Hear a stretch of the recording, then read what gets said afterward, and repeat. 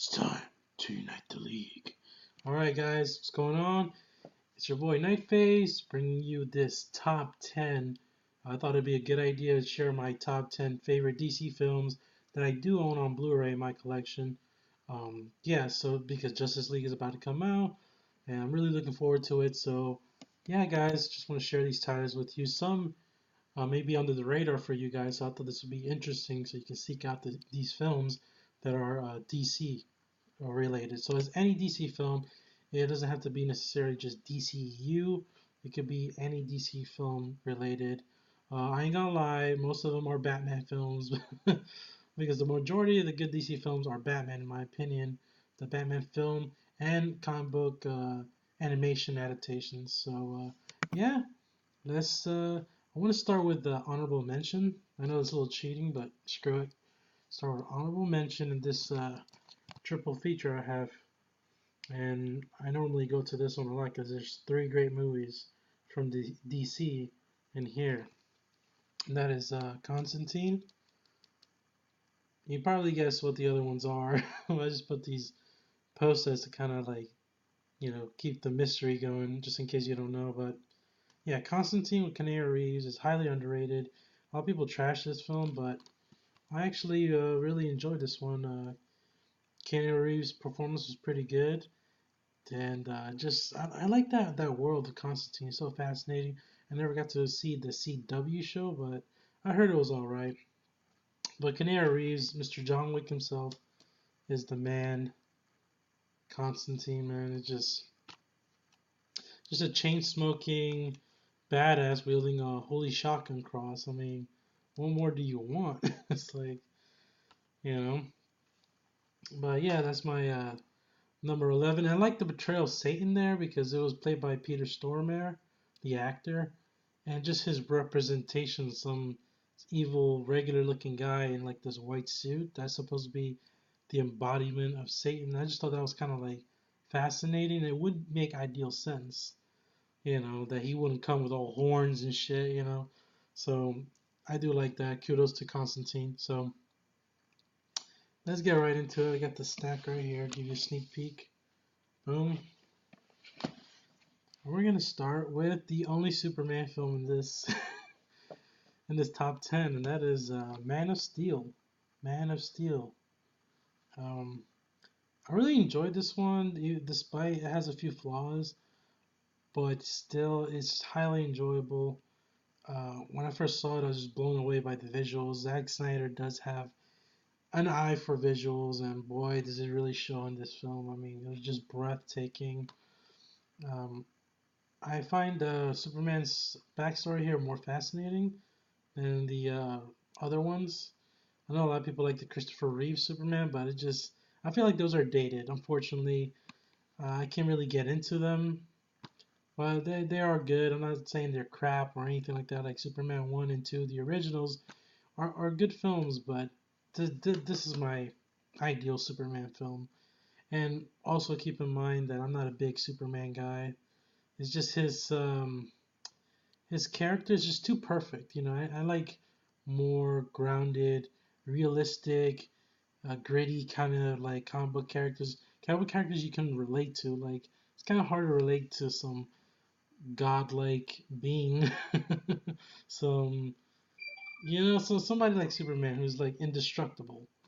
It's hard to relate to somebody like that. But they try to humanize him as much as they could. I do like the visuals in the beginning. Holy crap! The destruction of Krypton, I believe. Russell Crowe playing Jor-El, Superman's father. Oh man, or Cal was it Kal-El or Jor-El? No, Jor-El and Kal-El is Superman, if I'm not mistaken. And I do like Kevin Costner playing his foster father. And that scene was tragic with the tornado. Wow, that was an amazing sequence. And Michael Shannon as Zod, he comes up so over the top here, like I will find him. But I love that actor. Michael Shannon is great. Yeah, got the 3D version here. I just have a few gripes. I feel like the action sequences did drag out too long. It kind of outstayed its welcome, and then the end. A little controversial with Superman killing. I don't have a problem with that. It's just the way it was handled. Just felt like it's too gimmicky. Like they could have executed that way better. Like when Zod was just trying to zap that family. I mean, he couldn't just fly him up and knock him unconscious or something. Like there were so many ways he could have prevented that. It's like he didn't have to snap his neck. I don't know. That's what they chose. Zack Snyder decided to go that route. Um, so be it. Doesn't bother me as much as Batman killing people. I'll tell you that much. So, but yeah, Man of Steel, very enjoyable, good DC film. All right, next up, number 9. We're gonna get heavy into Batman territory here. So, number 9 is a DC animated film, one of my favorites, and that is Batman Under the Red Hood, the Jason Todd story. Man, this film, and what's interesting about this film is Ken Conroy and Mark Hamill do not voice, Batman and Joker like they usually do, but it still worked. I mean, the voice acting is still tremendous. I like the inclusion of Nightwing and Black Mask, and just God, this was done so well. Really, it's one of the most enjoyable DC animated films in my opinion. And just the story, the tragic story, what happened with Jason Todd, how they adapted that here brilliantly with the Death in the Family comic book. It was executed so well, and just that final confrontation was just heartbreaking. You really got the feels, man, when Jason Todd confronts Batman in this film towards the end, and mix that in with the Joker. And I love that speech Jason tells to Bruce. He's like, why? He's like, why didn't you kill him? Like Joker. He's like, I understand Two-Face, Riddler, and everybody else that, you know, you captured and put him in Arkham Asylum, but why him? This piece of trash. And then I love Batman's comeback. He's like, no, God Almighty, because it'd be too damn easy, son. All I wanted to do was kill him. And the Joker was like, oh, I always thought of you, darling. Just the dialogue is so good here, and it just adds so much to the dramatic story elements. Really enjoy this one. Batman Under the Red Hood, one of the best DC animated films you can watch. So yeah. All right, now number 8, we got the original Batman with Michael Keaton. Hey, I'm Batman. And of course Jack Nicholson as the Joker. This is a pretty cool digibook. Um, yeah, so I mean I really enjoy this one. This one I grew up with watching. I always played it on TV a lot, and yeah, I guess I grew out of it once the Dark Knight trilogy came out, of course. But yeah, man, it still holds up. Look at that iconic shot of Batman. Just Tim Burton, man, he has a vivid imagination. He really does, and I like how he captured this world. It's interesting because he captured it kind of like in a Great Depression, gritty feel until Batman Returns, and then it just went full blown gothic. But it felt like a mobster movie, like you know what I'm saying? Like it was just so cool. And Jack as Joker was very effective. Let me ask you something, son. You ever dance with the devil in the moonlight, or however the line goes? I love that aspect. But yeah, Kim Basinger is in this film too. Vicky Vale looking so fine. And just a great cast in general. Yeah, Batman. It's just a classic. And I heard Tim Burton wanted to go full rated R on that Batman. But he came close with number 7 here, and that is Batman Returns. I was gonna say The Dark Knight Returns. Whoops. Batman Returns. I really enjoy this one. This is very underrated in my opinion. Some people will like this, some people will not, but man, it is mainly due to Michelle Pfeiffer's performance as Catwoman. She is the ideal Catwoman, in my opinion. And then Danny DeVito as the Penguin is pretty cool.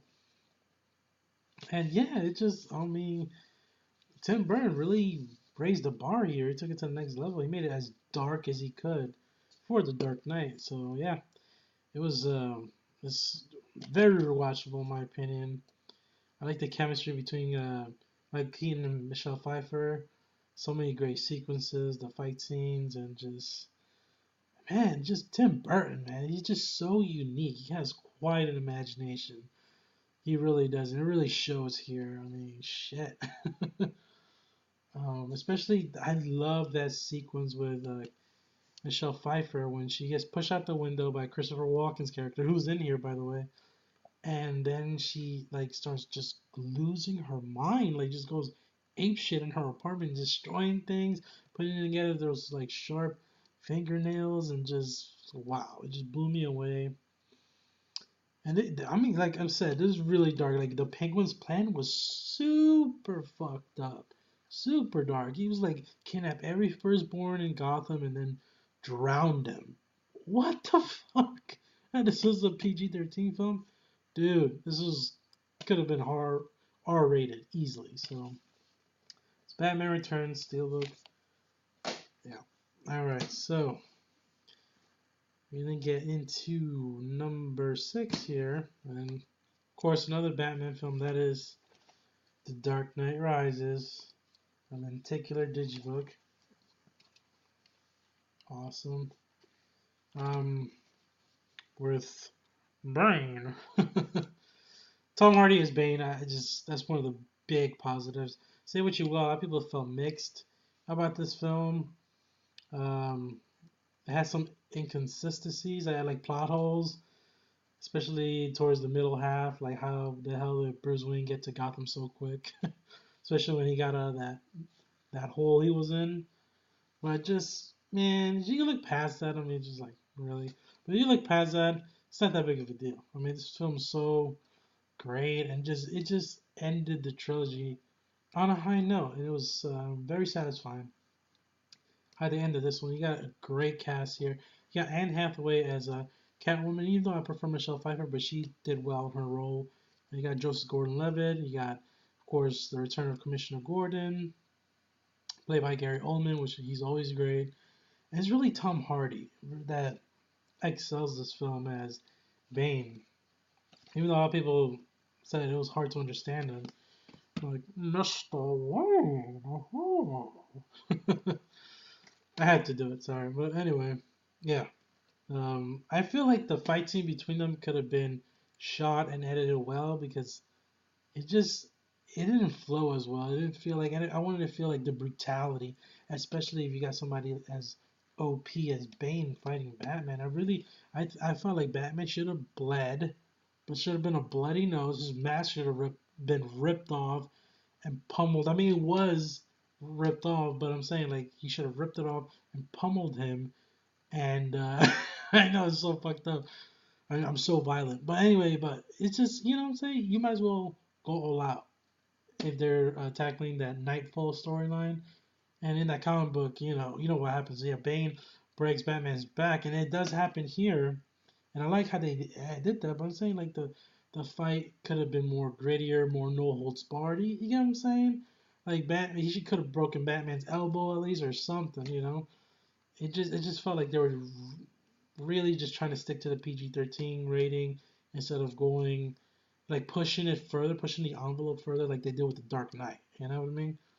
But still, nonetheless, super enjoyable and a fitting conclusion to the Dark Knight trilogy. It was one of the best trilogies out there. So yeah, that's number 6. Number 5. We're gonna go back to the triple pack here because number 5 is wait for it, dun dun, Watchmen. Oh yeah, Watchmen. Number 5, Watchmen. Zack Snyder's Watchmen really impressed me. Um, the director's cut even more. I just knew nothing about these characters going in, and I loved every bit of them. Like I just loved the lore of Watchmen and the setting, like 80s era, Ronald Reagan era. I really just enjoyed this film. It was just captured so well. Zack Snyder's visual style, I think, was shot the best in this film. And I love the character Rorschach. I mean, come on. Just a badass character investigating conspiracy theories against, all these heroes. And Dr. Manhattan, I know, was jarring to watch. Blue penis all up in your face. But you get past that, then you'll be alright, because you're missing out on a pretty damn good film. And that's, yeah, Watchmen. It's just Patrick Wilson. What's that chick's name? Malin Ackerman was plays Silk Spectre, I think. No, but it was Jeffrey Dean Morgan's the comedian who really shined here. Negan himself. Man, he has some Negan qualities. You watch this film, just just a very brutal, cynical, just dirty, corrupt anti-hero, pretty much. Just gave no fucks and just I mean the shit he did in Vietnam when he shot that pregnant lady, that was so messed up. And then when he ended up raping Silk Spectre's mom, I mean, man, that was just some dark stuff. Like you got to see like the dark side of the comic book film, pretty much, superhero genre right here. And Watchmen encapsulates that so well, and I like that twist in the end with God, what's that one guy, the smart guy, Ozymandias, where basically he had to cause a nuclear explosion. Oh, spoiler alert. I'm sorry, can't talk, but spoiler alert. If you haven't seen it, yeah, I'm letting you know right now. But yeah, the nuclear explosion he caused with Dr. Manhattan's powers and then blaming it on him and exiling him just so the Soviet Union and the United States could have peace. It was like, what? It just. And then that decision in the end with Dr. Manhattan having to kill Rorschach was just, man, it was so good. So, yeah, this might be my favorite Zack Snyder film next to 300 and Dawn of the Dead remake. So, yeah, Watchmen, number 5. All right, number 4. Wonder Woman. Ah, yes. Wonder Woman, who brought back the DCU. And now we got Justice League. And I only hope for the best. I have my problems with BVS and Suicide Squad, but that's besides the point. That doesn't mean that I don't want Justice League to succeed. I really do. I'm going in, not with high expectations with Justice League, but I'm going in just the way I went in to see Wonder Woman. I just want to enjoy this film. And I just want them to capture Wonder Woman right, and they did. My God, it just Gal Gadot crushed in this role. Oh my God, she's the perfect woman in this world. She really is. Anyway, yeah, just I like how they capture the world of Themyscira. I really wanted to just stay in that world. It was just so beautiful. All the Amazonians running wild and just their culture and their backstory about the gods with Zeus and Ares, the god of war, and everything was great leading up to the third act, which I felt kind of fell apart. Just the way they handled Ares. Like I think they could have gotten a better actor. Not there was nothing wrong with that actor, but just the fact that they made him like a chameleon type under disguise, like he could be anybody, okay. But just the way they executed it, just felt flat to me. Like, all right, So other than that, amazing film. Had a blast watching this. The No Man's Land sequence where Wonder Woman goes in, just oh my God, she just crushed it, just whooping all these Germans' asses, all the Nazis. So it was so fun to watch. Yeah, and I got the lenticular digibook. You already know. I had to get it. I love this edition from Target. Yeah, Wonder Woman. So surprised and so blown away by that film. All right, number 3, and this is on DVD, but I had to include it. And it's an animated film, probably the best DC animated film, and that is Batman: Mask of the Phantasm. My God, I grew up watching this, and this was my Batman film at the time, more than the Michael Keaton Batmans. This is the one I used to watch on my VHS and just replay, like Just love the story here. It was so personal, so deep and moving. You can almost see it as like a Bruce Wayne story in a way. It's just like it touches everything from the death of Bruce Wayne's parents, how it impacted him, the first love of his life, how she got away, and who she became, who she ends up being. Oh my God, it's just a twist. And Mark Hamill's the Joker just really excelled here, really shone through. This is when I first got to experience Mark Hamill's Joker. Like, wow, that's the fucking Joker, you know? And it's done with that beautiful, retro, awesome throwback of the Batman animated series animation. That's how it's done here. It made me love it even more because Batman the animated series was like my favorite cartoon growing up, pretty much. So, yeah, I know there's a Blu-ray out on this, and I had to get that Blu-ray update because this film, man, God, just this film is my childhood. This film is my childhood, people, and I can't even say that about any of the Marvel films. Seriously, and I'm not talking bad about Marvel. I love Marvel too, but I'm just saying this was my childhood film. It really was, and I really holds a special place in my heart, guys. So yeah, God, just thinking about it, the end sequence in like that Joker Disneyland type amusement park, and then them like Batman fighting Joker, like that Godzilla style sequence. It sounds weird if you don't know what I'm talking about, but watch the film. It'll just blow your mind. I really enjoy that one. That's number three. Now the last two here, go back to this triple feature, and that is V for Vendetta. V for Vendetta. When I first saw this, wow, I was blown away. Just remember the 5th of November. How ironic that, you know, it just passed. We just got past November 5th. So great timing, perfect timing. V for Vendetta, Hugo Weaving was great, even though he was under the mask the entire time. Just his voice just lends that presence. Like, wow, this story threw me out of whack. I did not know what to expect. Just, I love the story, how to delve deep into like the government trying to control people, and you know the genocide that they did with their experiments, and just oh my God, it actually hit too close to home, and then people were looking at this like a political statement. If you think about it, like the character V is like a terrorist. They label him a terrorist when he's really not. You know, he's not.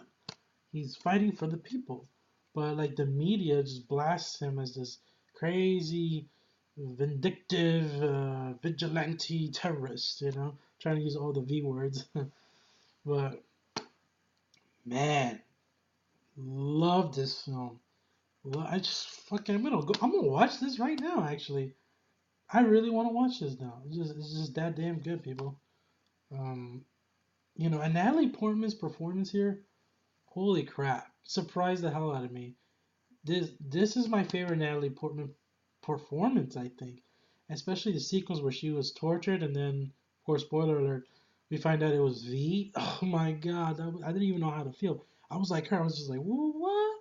How am I supposed to feel about this? Like, And he tortured her to see if she would be strong enough, and she could withstand all that, if she can be like a fighter, or she could end up being like one of them. And she passed the test, but at a great price. And I love how he just fell in love with her.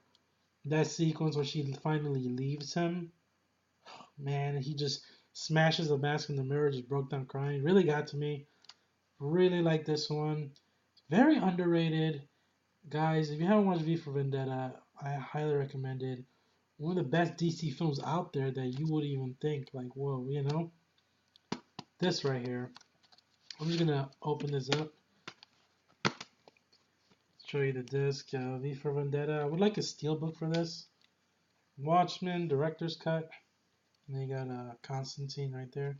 It's a great triple feature. This is my favorite triple features. I got a few of them in my Blu-ray collection, but this is my go-to triple feature right here because I got three awesome films I really enjoy. So, I mean, you can't beat that. Yeah, so. Of course, number one. Number one, you all saw it coming. Why so serious? The Dark Knight. I mean, come on. You knew this was coming. I don't care what you say. Yeah, or you're Nolan fanboy, blah, blah, blah, whatever. The Dark Knight just transcended the comic book film genre. It really did. It just stands the test of time and still holds up. It has one of the most groundbreaking, spectacular, jaw-dropping action sequences. I mean, that chase through the damn tunnel. What the fuck? When Joker blew up the tumbler and then Batman just shot out like a cannon. Oh my god. One of the most nerdgasmic moments in film history. It really is. Man, you know what? Say what you will about DC. You may love Marvel, but you gotta get DC props. Because look, this is the reigning champion right here. Well, Logan can compete with this now. So, can't really say much because I love them both. And might have to do a video on my like top favorite comic book films of all time. I might do one later on, just so you can know which one is really my number one. So that'll be interesting. But anyway, yeah, Heath Ledger's Joker is the best villain in film history. He really is. It's period. It was just menacing, and oh my god, just I'm gonna make this pencil disappear. Ta-da! It's gone. I mean, so many quotable lines. You wanna know how I got these scars? Come here. You know, it's like, and then Harvey Dent as Two-Face. My God, I love what they did with his character. I mean, it could have gone south because it was like they kind of shoehorned that into the third act, but it worked well. It just added more that emotional impact to this film, and just my God, Christopher Nolan crafted a masterpiece here. I was satisfied, and from beginning to end, this film just blew me away, and the ending sticks with me forever. You know, The Dark Knight, just like I love that speech. Commissioner Gordon tells his son, "Is like, why are we chasing him?" So because we have to chase him, son. He's the protector that Gotham doesn't need. He's the Dark Knight. Just that was the perfect ending. My God, it's just so tragic what happened to Heath Ledger because I felt like they could have done more in the sequel, in the Dark Knight Rises, if he was still alive. I'm pretty sure they wanted to finish the trilogy with him, but instead they had to go down and use a new villain like Bane. But yeah, just my God, this film. And this is actually one of my first Blu-rays that I've ever bought. This is actually my first Blu-ray. As you can tell, it's all a little worn out. But man, look at that. Just iconic Joker. The best Batman film and the best DC film in my opinion. So yeah, that's it, guys. Um, Thanks for watching. We got through my top 10 favorite DC films. Post your comments. Let me know what you thought. And let me know what your top 10 favorite DC film adaptations are. Give this video a like if you enjoyed it. And subscribe to my channel if you're new. And I'll catch you in the next one.